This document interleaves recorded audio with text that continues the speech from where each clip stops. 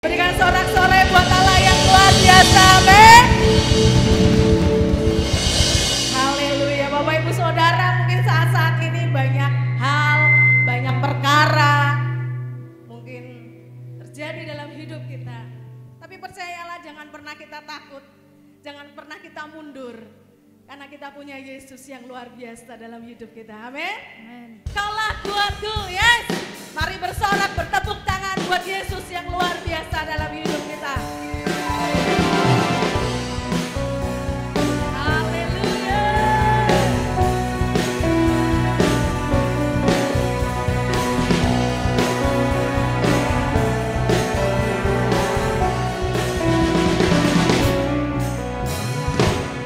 Meskipun musuh di depanku, rintangan menghadang langkahku, ku tahu sungguh Engkau bersamaku. Beribu rebah di kiriku, berlaksa di sisi kananku, ku tahu janjimu Engkau bersamaku. Takkan pernah goyah keyakinanku pada dirimu, Yesus Tuhanku. Tiada yang seperti dirimu. Kaulah kuatku, kebanggaanku, gunung batu dan keselamatanku, kuat tanganku, perlindunganku. Kaulah Allah, sumber kemenanganku. Dia Allah, sumber kemenangan buat setiap kita. Mari sama-sama katakan. Meskipun musuh di depanku, rintangan menghadang langkahku, ku tahu sungguh Engkau bersamaku. Yes, haleluya. Beribu rebah di kiriku, berlaksa di sisi kananku, ku tahu janjimu Engkau bersamamu. Takkan pernah goyah keyakinanku pada dirimu, Yesus Tuhanku. Tiada yang seperti dirimu. Kaulah kuatku, kebanggaanku, gunung batu dan keselamatanku, kuat tanganku, perlindunganku. Kaulah Allah, sumber kemenangan. Kaulah kuatku, kebanggaanku, gunung batu dan keselamatanku, kuat tanganku, perlindunganku. Kaulah Allah, sumber kemenangan. Kaulah kuatku, kebanggaanku, gunung batu dan keselamatanku, kuat tanganku, perlindunganku.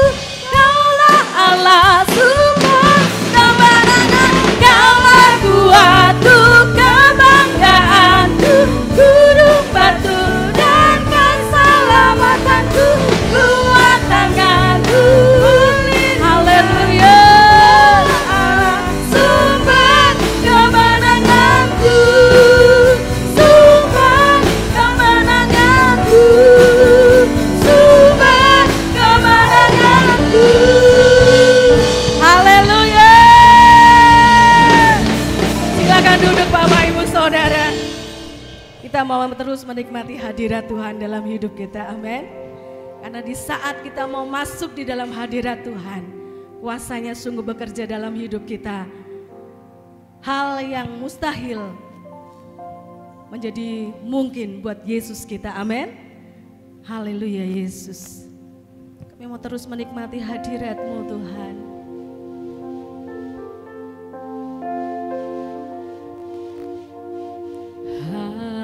Hadirat-Mu, hadirat-Mu sungguh indah.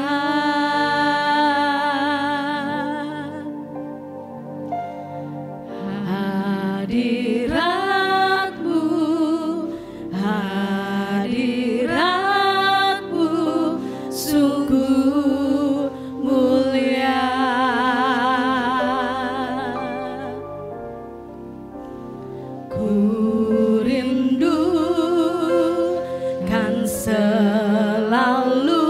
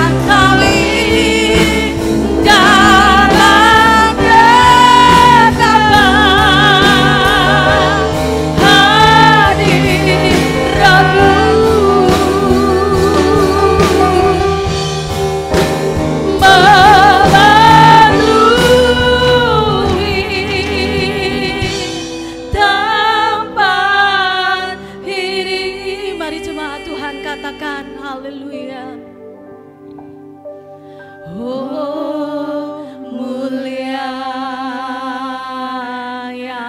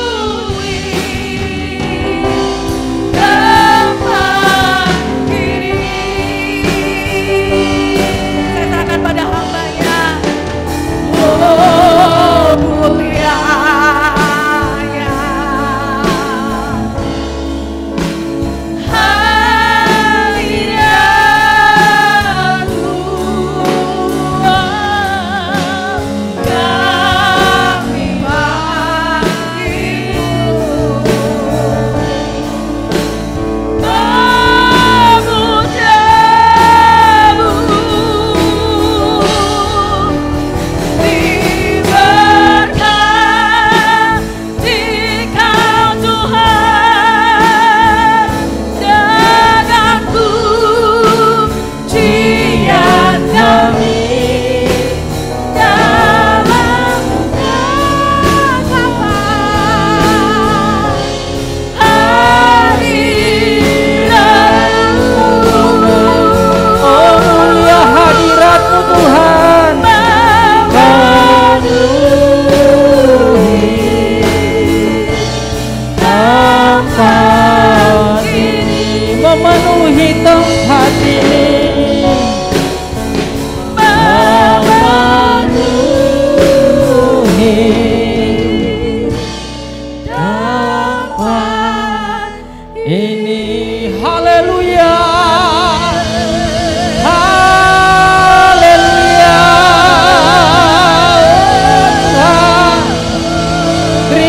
kasih Tuhan, terima kasih Yesus, terima kasih buat hadirat-Mu memulihkan kami Tuhan, menguatkan kami Tuhan, menyembuhkan kami Tuhan. Terima kasih buat hadirat-Mu Bapa yang mulia, Bapa yang agung. Terima kasih Tuhan. Ini menjadi pujian kami dan penyembahan kami dan doa kami Tuhan. Betapa mulianya hadirat-Mu Tuhan di tempat ini, dalam pribadi kami, baik dimanapun jemaat Umahana Community Church yang sedang menikmati ibadah. Biarlah lawatan Allah, hadirat Tuhan juga akan terjadi. Terima kasih Bapak yang baik, terima kasih Tuhan. Kami berterima kasih buat segala anugerah Tuhan, buat segala pertolongan Tuhan. Sepanjang minggu Tuhan sudah memberkati kami. Sepanjang minggu Tuhan sudah menyertai kami Tuhan. Sehingga inilah tiba waktunya kami untuk lebih dalam lagi menikmati hadirat-Mu, merasakan hadirat-Mu Tuhan, memberikan yang terbaik dalam pujian penyembahan kami. Bahkan kami siap menerima pesan-pesan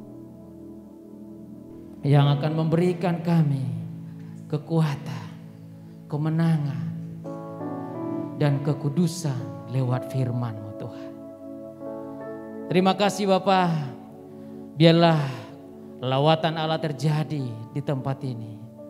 Lawatan Allah terjadi dalam setiap pribadi lepas pribadi. Terlebih kami yang datang dengan penuh hati yang rindu, haus akan Engkau Bapa. Urapi hamba-Mu Tuhan, urapi seluruh jemaat Tuhan. Tuhan sudah memberkati semua para pelayan-pelayan. Biarlah setiap apa yang kami kerjakan hanya untuk kemuliaan-Mu. Terima kasih Bapa yang baik. Kami percaya Roh Kudus sedang merenaung di tempat ini. Roh Kudus sedang melingkupi kami. Roh Kudus sedang mengendalikan kami Tuhan. Sehingga di saat kami kembali nanti ke rumah masing-masing, ke dalam pekerjaan, ke dunia setiap aktivitas kami, Roh Kudus akan memberikan kami kekuatan dan kemenangan. Terima kasih Bapa. Terima kasih Yesus. Kami serahkan pemberitaan firman-Mu dalam nama Yesus. Semua yang percaya katakan amin. Haleluya. Beri kemuliaan buat Tuhan kita. Haleluya. Puji Tuhan. Shalom, salam sejahtera dalam kasih Tuhan Yesus Kristus. Untuk seluruh jemaat Mahanaim khususnya, baik yang beribadah secara online dan terlebih yang saat ini ibadah secara onsite. Saya percaya dan yakin kemurahan Tuhan terus terjadi atas hidup kita, bukan karena kuat dan hebat kita, amin. Tapi karena Tuhan yang selalu menyertai dan selalu memberikan kasih setia dalam hidup kita. Hari ini saya diberikan satu tema, pesan terakhir Raja Daud sebelum dia meninggal, itulah istilah bahasa sederhana, ataupun sebelum dia mengakhiri pemerintahannya. Saudara kasih dalam Tuhan Yesus, tema ini kelihatannya umum ya, namun berbedanya adalah karena Daud bukan orang biasa. Daud di sisi lain dia adalah seorang pribadi, pria yang sejati, tetapi dia juga adalah seorang raja. Dan yang paling hebatnya Daud adalah orang yang dikasihi Tuhan. Amin. Jadi kalau kita jemaat Mahanaim merasa ini ada di bagian kita, berarti pesan firman Tuhan ini tepat kepada kita setiap pribadi. Saudara kasih dalam Tuhan, nanti multimedia bisa melanjutkan pembacaan, nanti akan saya bacakan lewat firman Tuhan. Mari kita buka Alkitab kita di dalam 1 Raja-Raja pasal 2 ayat 1 sampai 4, demikianlah firman Tuhan. Ketika kematian Daud mendekat, ia berpesan kepada Salomo, anaknya, aku ini akan menempuh jalan segala yang fana. Maka kuatkanlah hatimu dan berlakulah seperti laki-laki. Lakukanlah kewajibanmu dengan setia terhadap Tuhan Allahmu. Dengan hidup menurut jalan yang ditunjukkannya. Dan dengan tetap mengikuti segala ketetapan, perintah dan ketentuannya. Seperti yang tertulis dalam hukum Musa. Supaya engkau beruntung dalam segala yang kulakukan dan dalam segala yang kutuju. Dan supaya Tuhan menepati janji yang diucapkannya tentang aku, yakni jika anak-anakmu laki-laki tetap hidup di hadapanku dengan setia, dengan segenap hati dan dengan segenap jiwa, maka keturunanmu takkan terputus dari tahta kerajaan Allah. Saudara kasih dalam Tuhan Yesus, ini jelas kita lihat tadi di atas perikopnya adalah pesan terakhir di mana Daud sebelum mengakhiri pemerintahannya dan segala otoritasnya. Terlebih pada saat itu para penulis menuliskan bahwa kondisi Daud sudah mulai lemah karena usia juga sudah semakin tua. Tetapi dia juga fisiknya tidak kuat seperti dulu lagi. Bahkan cenderung dia merasakan kedinginan. Tidak bisa bertahan lagi untuk memberikan seperti dulu. Untuk berdiri di tahtanya. Memberikan banyak perintah dan segala aturan. dan memperhatikan begitu banyaknya orang Israel yang harus dihadapi.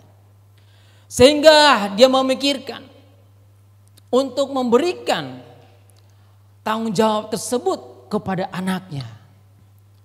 Itu adalah Salomo. Saudara kasih dalam Tuhan Yesus, apa pesan? Ada beberapa faktor seseorang memberikan pesan terakhir, saudara. Yang pertama adalah meneruskan tongkat kepemimpinan. Ini seperti Daud sendiri. Yang kedua adalah karena kondisi fisik kritis, jadi butuh orang yang harus menggantikan untuk menopang tanggung jawabnya. Yang selanjutnya sudah habis masa jabatannya. Namun ada hal penting yang perlu kita perhatikan, dan yang selanjutnya ada yang ketiga juga situasi penting dan urgen dan sangat penting. Namun ada hal yang perlu kita perhatikan adalah bahwa pesan yang baik dan benar dilihat dari tujuan si pemberi pesan akan berdampak baik dan memuliakan Tuhan. Saudara kasih dalam Tuhan, satu contoh.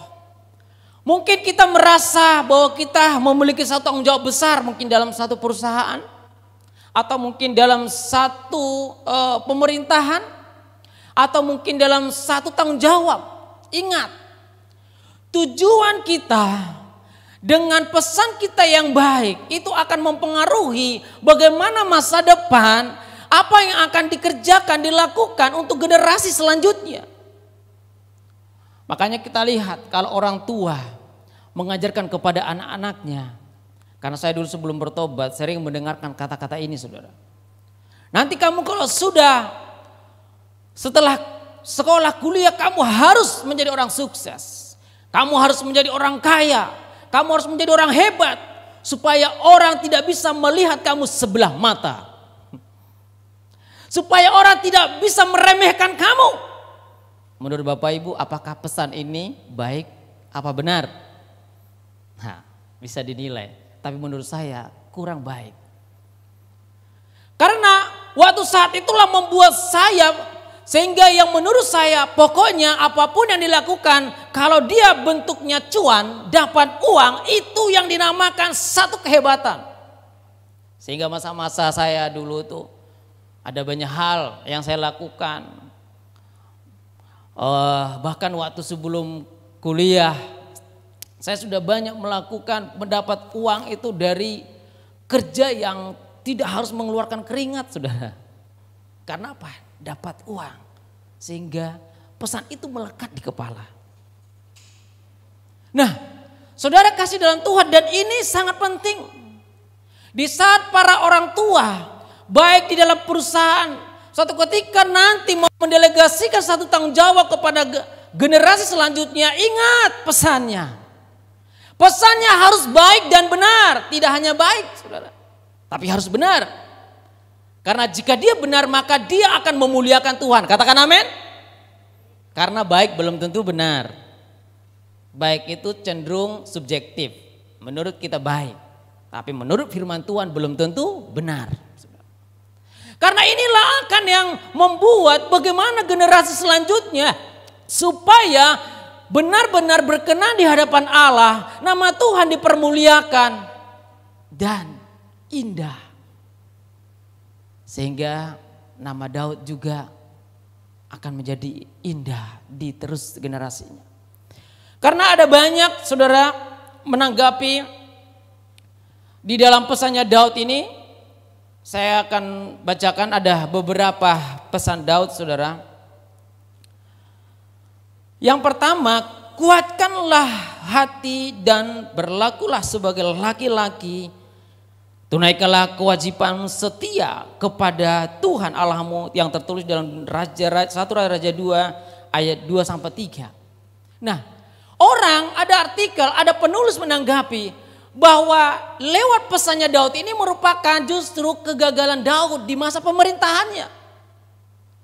Jadi dia melihat ada banyak tanggung jawab yang dulu belum diselesaikan sehingga dia harus mendelegasikannya kepada Salomo dan berkata, jadilah seperti laki-laki. Kata jadilah seperti laki-laki di sini setelah saya telusuri ini bukan berbicara soal usia, saudara. Bukan berbicara soal gender. Walaupun memang pada budaya orang Yahudi laki-laki itu adalah menjadi pilihan, menjadi seorang leadership yang ditunjuk Tuhan sebagai kepala dan punya tanggung jawab, beban yang besar. Tetapi ini bersifat lebih kepada mentalitas. Karena dia tahu bahwa Daud seorang prajurit, dia seorang ngerti perang. Tapi Salomo bukan, saudara. Mungkin seperti sekarang itu anak milenial. Yang ngertinya cuman main gadget, teknologi ya. Anaknya pintar tapi tidak mengerti bagaimana mentalitas dalam mempertahankan saat dia gagal. Saat dia punya masalah, bagaimana? Apakah dia langsung cenderung marah? Apakah dia langsung cenderung mulai berontak? Ini mentalitas. Memang pada saat itu menurut penulis dikatakan bahwa memang usia Daud juga masih muda. Ada yang menuliskan antara 14 sampai 18, ada juga yang menuliskan 20 tahun. Memang ini posisi Salomo adalah sangat muda. Sehingga butuh pesan, butuh satu wasiat yang akan diwariskan kepada Salomo. Supaya dikuatkan hatinya karena Daud tahu bahwa bangsa Israel ini bukanlah bangsa yang mudah dihadapi. Mereka adalah bangsa yang keras. Bangsa yang butuh pemimpin yang sabar, yang penuh dengan kasih sayang dan penuh dengan ketulusan. Karena banyak saudara di luar anak-anak Tuhan juga punya leadership yang bagus, tetapi bukan murni. Bukan tulus. Dia lakukan itu karena memang prosedur pekerjaan, prosedur perusahaan. Sehingga waktu di luar aturan perusahaan, you, gua. Dan itu tidak heran lagi, saudara. Tapi yang hebatnya yang dimaksud di sini adalah bahwa Salomo harus menjadi pria laki-laki yang kuat supaya mentalitasnya dibentuk. Tidak hanya melihat kemewahan akan diwariskan oleh Daud. Bukan hanya kejayaan yang hebat yang diwariskan oleh Daud. Bukan keberhasilan peperangan yang diwariskan oleh Daud. Tapi dia harus kuat. Dia harus berani mengambil keputusan. Karena menurut penulis bahwa Daud juga ada merasa bersalah sekali. Nanti akan diteruskan di bawah, saudara. Karena ada kepercayaannya harusnya dihukum. Tetapi karena dia terlalu kompromi dengan politik dan sebagainya, akhirnya dia tidak melakukan di masa kejayaannya. Jadi dia merasa bersalah. Dan itu bisa menjadi teror di generasi selanjutnya. Nah, yang kedua saudara, pesan Daud kepada Salomo adalah di dalam 1 Raja pasal 2 ayat 5 sampai 6. Salomo membereskan masalah dengan Yoab. Ini yang saya katakan tadi, saudara. Dan lagi engkau pun mengetahui apa yang dilakukan kepadaku oleh Yoab, anak Zeruya.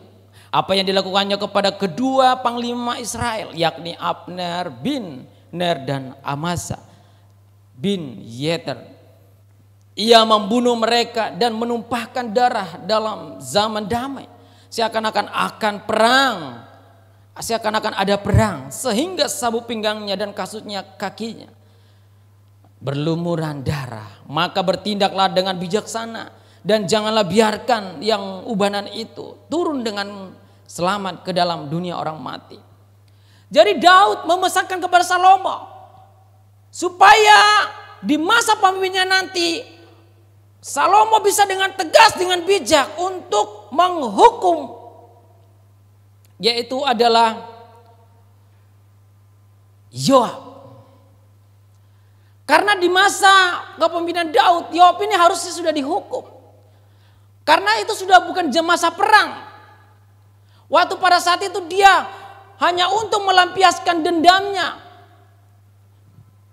Dia membunuh orang kepercayaan Daud.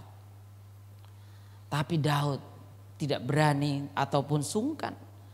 Karena dia tahu bahwa Yoab punya kekuatan di militer.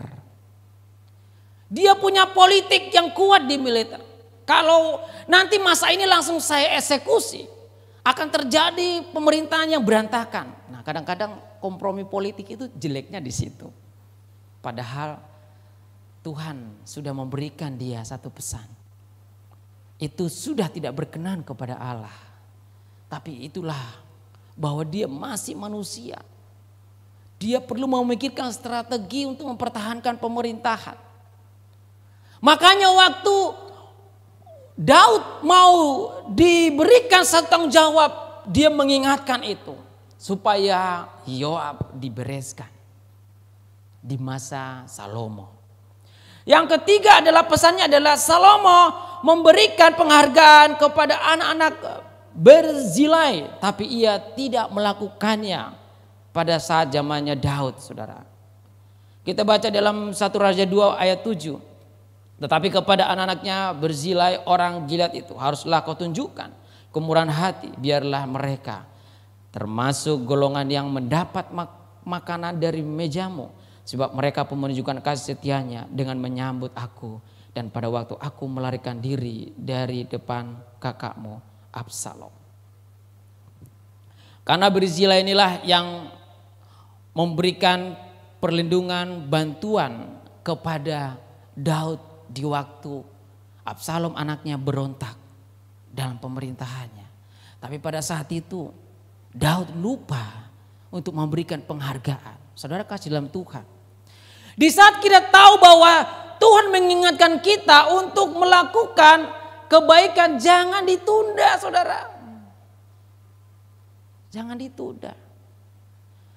Karena itu perlu, apresiasi itu perlu, saudara. Karena itu membuat orang yang sudah melakukan dukungan, yang sudah melakukan kebaikan, merasa dihargai. Itu cara pandangan logika kita, saudara. Dan itu menurut saya tidak salah. Amin. Tidak salah. Coba bayangkan, saudara, yang kita sudah melakukan kebaikan terhadap seseorang, tapi seseorang itu tidak ada satu perubahan dalam bentuk pertemanan persahabatan kepada kita. Dia yang dulu cuek tetap aja cuek. Kira-kira bagaimana rasanya? Sakitnya di sini. Tetapi yang luar biasanya, karena kita anak Tuhan, hal-hal yang logika ini tidak boleh menjadi catatan penting.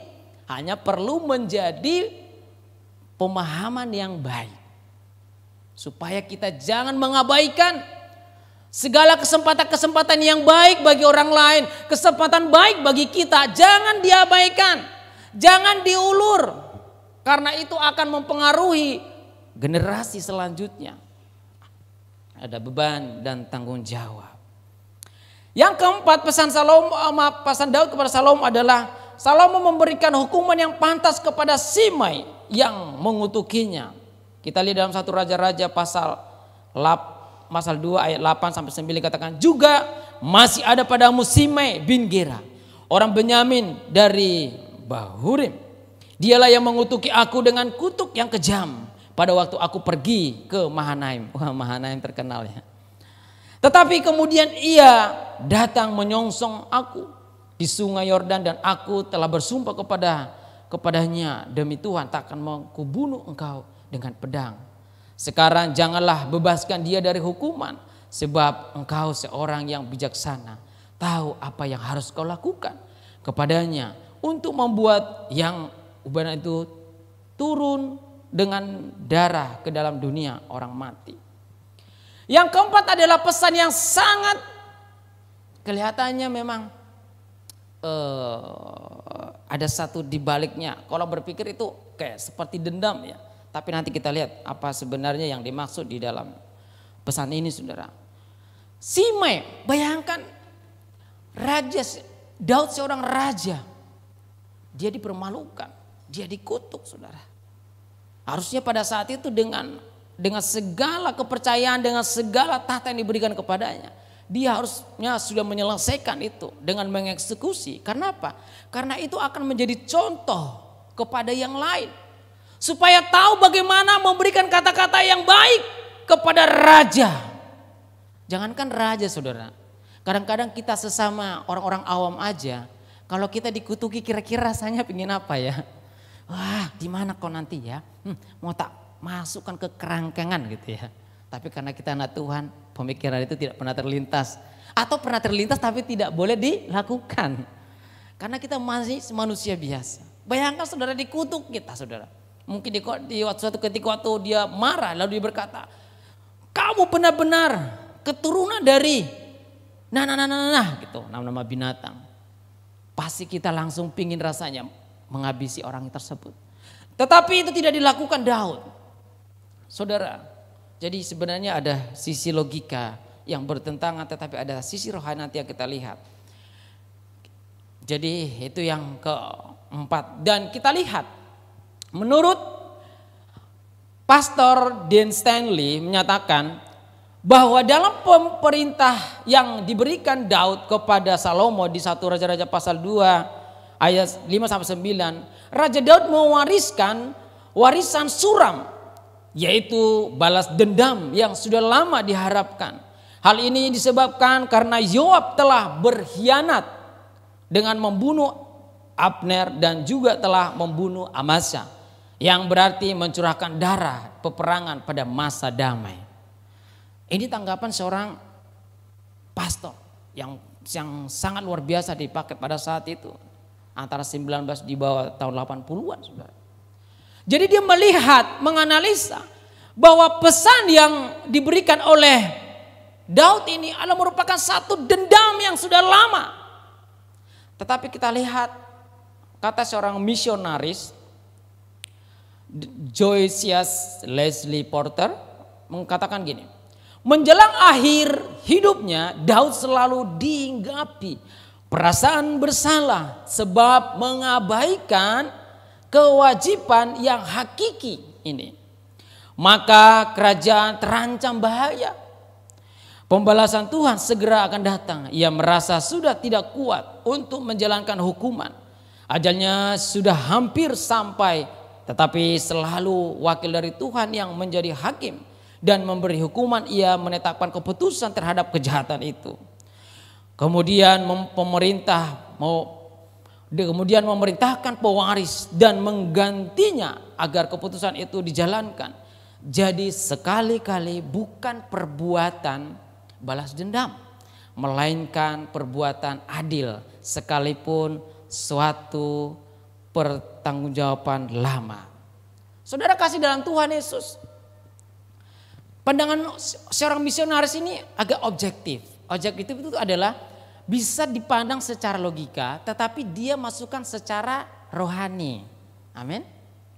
Nah ini keren ini, cara berpikir itu sangat penting. Karena seseorang berpikirnya secara hanya logika saja itu juga akan bertentangan dengan pesan apa kehendak Allah yang akan terjadi di masa depan.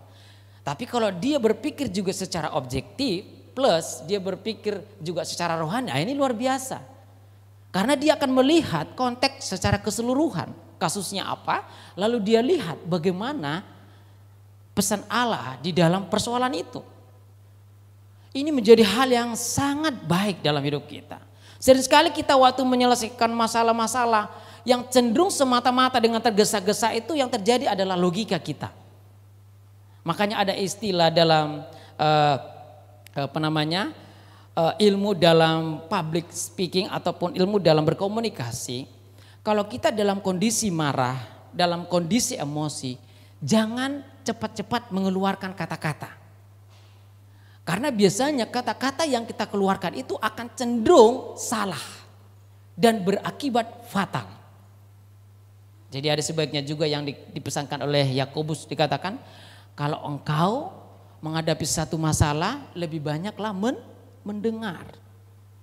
Nah, saudara kasih dalam Tuhan Yesus, kita lihat bahwa pemikiran dari kedua tokoh ini tidak bisa ada yang disalahkan. Karena memang secara logika ya benar. Bayangkan yang dulunya di pemerintahan Daud, kepercayaannya dibunuh. Itu termasuk pengkhianatan kepada Daud sendiri sebagai raja. Dan membunuh orang-orang yang dipercayakan itu harus sebenarnya bukan untuk dibunuh. Dan dibunuh di masa pemerintahan Daud. Itu satu pengkhianatan kepada dia. Tetapi pada saat itu dia tidak lakukan. Dan mungkin dia berpikir ada hal lain yang Tuhan harus didengarkan dari dalam pemerintahannya. Nah, saudara kasih dalam Tuhan Yesus. Oleh karena itu saudara, kalau kita perhatikan, kalau dipandang dari sisi yang lain, Daud adalah raja yang diagungkan oleh orang Yahudi dan menyebut dia sebagai raja ideal mereka. Daud adalah raja yang menjadi tolak ukur bagi raja-raja berikutnya. Yang ketiga, janji Tuhan ditempatkan kepada keturunan raja ataupun keturunan Daud. Alkitab menuliskan bahwa Daud adalah orang yang berkenan di hatinya. Ada ayat-ayatnya saudara.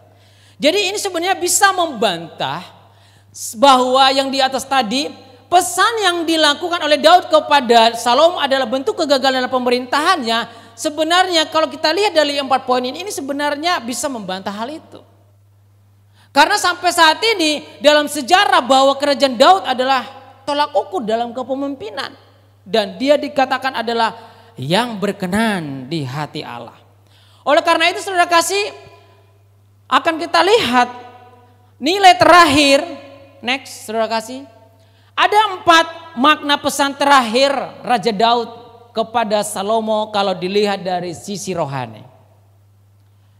Haleluya.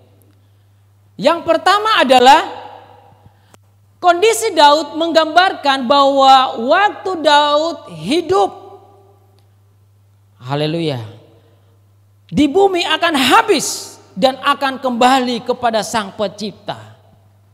Yang pertama nilai rohaninya bahwa Daud itu bukan manusia sempurna. Amin. Jadi jangan pernah berpikir kita akan hidup 1000 tahun. Bolehlah. Tapi ingat bangun, jangan bermimpi terus. Karena dunia yang dipercayakan dalam hidup ini adalah fana. Kita ini adalah manusia yang terbatas.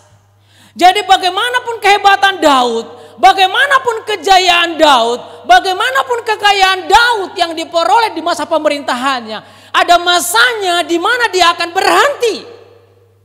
Dia harus menyelesaikan itu. Makanya Bapak Ibu terkasih dalam Tuhan, sebelum waktu itu terjadi harus mulai memikirkan masa depan generasi selanjutnya. Makanya saya kagum sama presiden yang saat ini.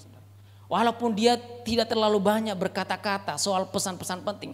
Tapi dalam tindakannya dia menunjukkan bahwa dia sedang memesankan kepada Indonesia generasi ke depan. Sewaktu dia nanti akan digantikan, ini loh contoh-contoh yang akan dilakukan. Karena ini akan memberikan dukungan di masa depan bangsa Indonesia. Dia sudah melakukan itu. Walaupun dia bukan anak Tuhan, tapi saya salut melihat leadershipnya saudara. Dan ini sangat penting saudara. Kenapa? Karena manusia itu terbatas. Hai orang-orang tua yang Tuhan kasih, ingatlah ada generasi. Anak-anak kita adalah generasi kita. Jangan hanya kita juluki mereka sebagai orang yang sukses dan nanti kaya menjadi orang hebat. Dan kalau mereka sudah kaya dan hebat, tidak diremehkan orang, itu pemahaman yang salah. Tapi mulailah mereka didoktrin dengan pengajaran-pengajaran kerajaan Allah. Tentang kehidupan yang benar di hadapan Allah. Ini akan menjadi warisan yang kekal. Katakan amin. Jadi suatu ketika Tuhan memanggil kita. Tidak ada beban yang berat yang kita tinggalkan. Karena mereka sudah mandiri dalam Tuhan. Karena mereka sudah tahu pilihannya di dalam Tuhan. Ada satu peristiwa. Sudah lama saudara, di daerah Sumatera ada orang tua. Sebenarnya dia udah kritis, udah mau meninggal saudara. Tapi gak meninggal saudara. Lalu masuk satu konseling. Kenapa? Ibu tidak, apa yang ibu rasakan? Sepertinya rasa menderita. Dia menangis saudara. Karena dia tidak rela meninggalkan anak-anaknya, keluarganya yang dia lihat di waktu hidup mereka masih begitu jauh dari Tuhan. Hidupnya masih sesuka hatinya. Tujuannya masih seperti orang awam yang di luar Tuhan. Sukses, kaya, hebat, dihargai, dihormati. Jadi dia tidak rela. Akhirnya pada saat itu, udah, nanti akan kita bina anak-anak. Nanti kita akan berikan bagaimana mereka hidup yang baik dan benar di hadapan Tuhan. Tidak nyampe beberapa jam, langsung meninggal saudara.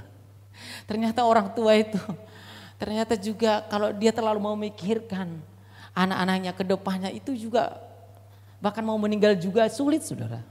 Makanya supaya hal itu jangan terjadi, mulai sejak dini pikirkanlah bagaimana mewariskan hal-hal yang berkenan kepada Allah tentang kerajaan yang kekal kepada anak-anak keluarga kita, generasi kita. Sebagai kepala perusahaan, kepada bawahan, kepada staf mulai diajarkan. Supaya jangan kepikiran bagaimana nanti ya perusahaan ini ke depan. Bagaimana nanti ya organisasi ini ke depan. Lihat ada Tuhan. Amin. Nah, saudara kasih dalam Tuhan. Dan yang kedua adalah sebagai bapa dia memberikan wasiat yang terakhir kepada anaknya Salomo dengan tujuan agar Salomo mengingat terus pesan itu. Kalau Bapak lihat tadi baca di ayat 2 dan 3 dan selanjutnya. Sebenarnya tujuan daripada penekanan daripada Daud kepada Salomo supaya apa yang Tuhan tetapkan di masa kepemerintahan Daud tentang ketetapan-ketetapan Tuhan, tapi tetap tujuan dan kehendak Allah dalam hidupnya itu terus menjadi pesan yang dipegang oleh Salomo. Karena dia tahu Daud sudah mengalami banyak perjalanan hidup. Di luar Tuhan dia tidak bisa apa-apa. Tanpa visi Tuhan, tanpa ilhaman Tuhan, tanpa kehendak Tuhan tidak akan terjadi hal-hal yang besar dalam hidupnya. Bahkan dia pernah mengalami masa-masa yang krisis secara batin. Saudara. Dia merasa menderita di tengah-tengah pemerintahannya. Karena waktu dia melakukan hal yang benar dan baik, waktu dia melakukan hal yang baik di pemerintahan, malah Saul menginginkan dia mati. Ingin membunuhnya. Makanya dia lihat dia bisa bertahan dan dia bisa tetap kuat. Bahkan harusnya dia membunuh Saul, ada kesempatan tapi dia tidak membunuh. Itu bukan karena dia hebat, bukan. Karena dia tetap memegang janji Tuhan. Ada masa depan yang dahsyat di keturunan Daud selanjutnya. Dia memikirkan itu hal yang sangat penting. Menjadi wasiat, warisan yang sangat penting yang harus didelegasikan kepada generasinya Salomo. Supaya apa yang ditetapkan Tuhan itu sejak di pemerintahannya terus akan menjadi nyata sampai kepada janji Tuhan digenapi. Amin. Saudara kasih dalam Tuhan. Jadi mulailah pikirkan pesan-pesan yang baik kepada kita, anak-anak kita. Yang ketiga, pesan daripada Daud kepada Salomo adalah pesan ini diberikan kepada Daud kepada Salomo supaya mendorong Salomo untuk taat setia kepada Tuhan Allahnya.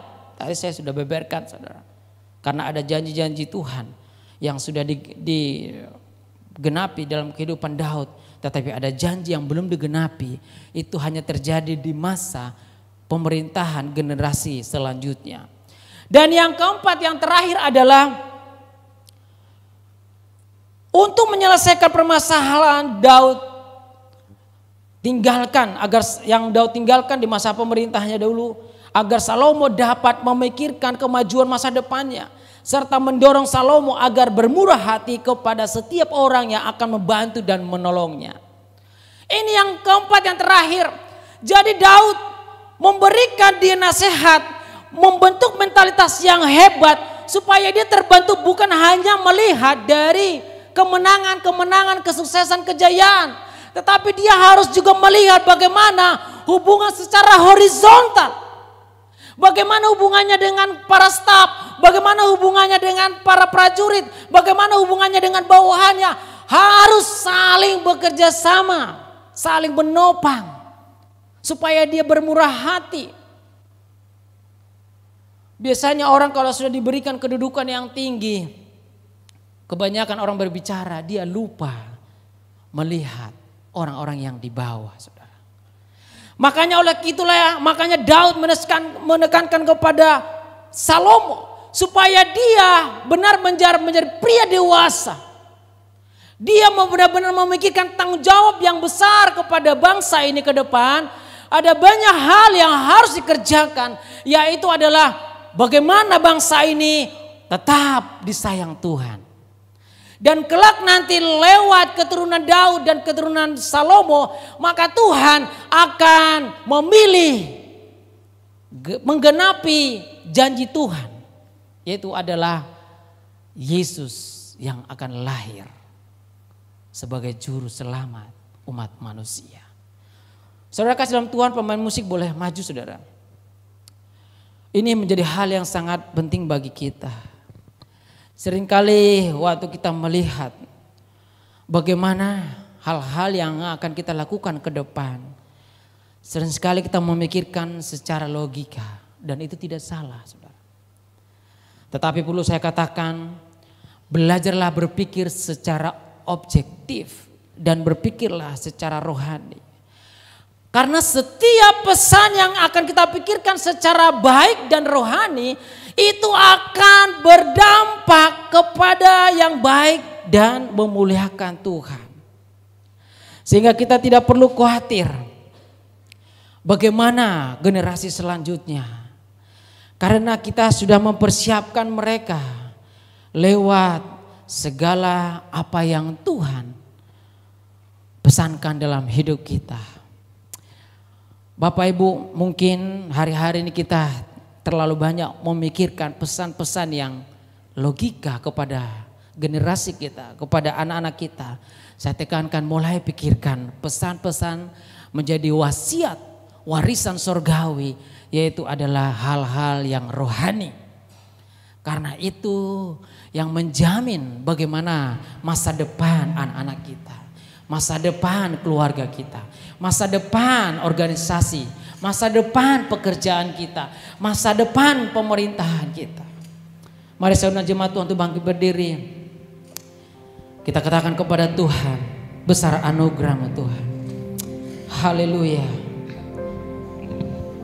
Besar anugerah-Mu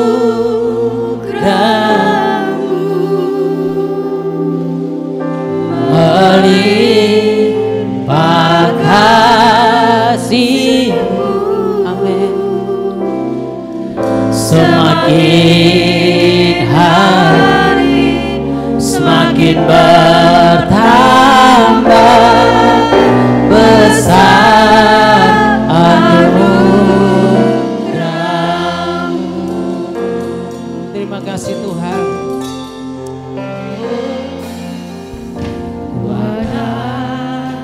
Sebagaimana ku ada berdiri menghadap tatamu Bapa, semua karena anugerah-Mu yang selamatkan ku hidup dalam segala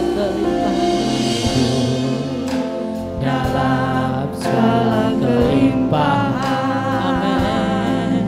Ku layak untuk melayani Tuhan, semua karena anugerah-Mu tercurah bagi. Besar anugerah-Mu, besar anugerah-Mu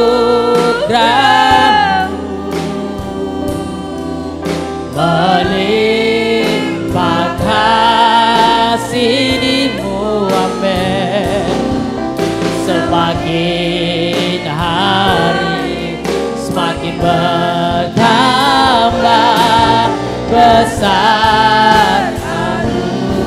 besar anugerah-Mu Tuhan, besar anugerah-Mu, amin. Melimpah kasih-Mu, amin. Semakin hari semakin bertambah besar semakin hari, semakin hari semakin bertambah besar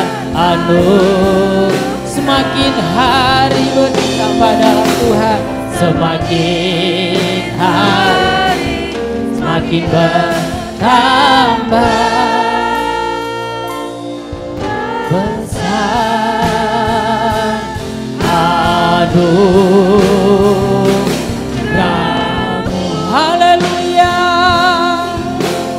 Oh Tuhan, kami ada sebagaimana ada oleh karena anugerah Tuhan. Ada masa depan yang gilang gemilang. Di masa depan kami akan menjadi generasi yang luar biasa. Terima kasih Tuhan. Terima kasih untuk menjadi pesan firman Tuhan dalam hidup kami. Sering sekali kami memikirkan untuk generasi selanjutnya. Bagaimana menjadi orang hebat. Bagaimana menjadi orang kaya. Supaya mereka tidak diremehkan orang lain. Tapi ternyata itu satu pemahaman yang keliru. Seperti Daud, dia mengajarkan supaya Salomo di generasi akan datang memerintah bangsa Israel benar-benar kuat hatinya. Karena ada banyak persoalan-persoalan yang diselesaikan dengan kesabaran, dengan ketabahan, dengan kasih yang tulus dan murni. Bahkan supaya Salomo mengingat terus janji Tuhan, ketetapan Tuhan di dalam hidupnya, supaya janji yang dari Daud digenapi kepada generasi lewat Salomo, di mana Tuhan akan memilih juru selamat. Tuhan akan memilih anak yang dikasihi oleh Allah menjadi penyelamat bagi bangsa-bangsa. Ini akan menjadi perenungan bagi kami Tuhan. Sehingga akan kami mengubah cara berpikir kami. Kami akan melakukan hal yang baik. Tetapi juga kami harus melakukan pesan-pesan yang benar. Di mana generasi kami akan memiliki warisan kerajaan Allah. Generasi selanjutnya akan memiliki warisan kerajaan Allah yang kekal. Karena inilah yang menjadi jaminan yang benar dalam kehidupan di masa depan. Dunia ini fana, segala kejayaan, segala kenikmatan dunia semua fana akan berlalu. Manusia juga ada masanya akan berlalu. Tetapi firman Allah, ketetapan-ketetapan Tuhan akan menjadi terus sempurna dari generasi ke generasi. Terima kasih Bapa yang baik. Terima kasih Tuhan. Ini menjadi doa kami. Kami bersyukur buat segala pertolongan-Mu, penyertaan dalam nama Yesus. Haleluya. Amin.